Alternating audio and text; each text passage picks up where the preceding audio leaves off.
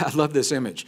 These are Tibetan monks in the monastery in Tibet, and look at the laptops right in front of them. They're hooked up to EEG monitors, and they're getting readings that the medical doctors say, you can't do that. And the monks said, okay. But we are.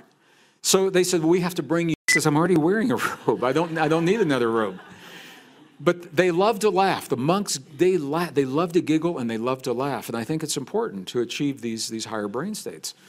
So they said, when we begin in this state, and they are very awake, but if you walked in to someone who is meditating at 200 cycles per second, you wouldn't know that.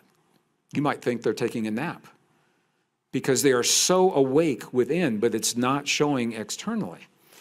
Now, I personally believe this is not the end yet. The first generation, a few people try it and you say, okay, that's cool, that's fun. Pretty soon that becomes the way to do it. And discernible breath, there is no discernible heartbeat, there is no discernible pulse, and they are very, very much alive and very conscious. It is called the epsilon brain state. Low end of the epsilon, they both lead to the same state of consciousness. Isn't that interesting? They both take you to the same state. One of them, you're in a very awake and an aware state. The other one, you're more in a dreamlike state. But look at this. They both go to exactly the same place. Different brain states, same state of consciousness. And what this suggests is that we have the ability to tune our brain. When we are creating these different tunings in here, it's allowing us to access different bodies of information out there. Different fields, different places within the field, and as other forms of life do. And this is how we communicate with other forms of life. Horse whisperers, dog whisperers, cat whisperers, plant whisperers. What they're doing, they are empathing. We'll talk about empathing after lunch. They're empathing with the other beings in their immediate environment, and they're tuning their consciousness to those other beings.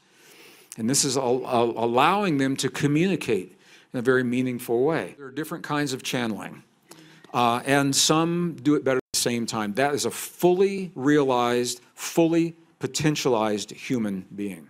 Because I wanted to get what happened is that they were active in all of these brain states simultaneously.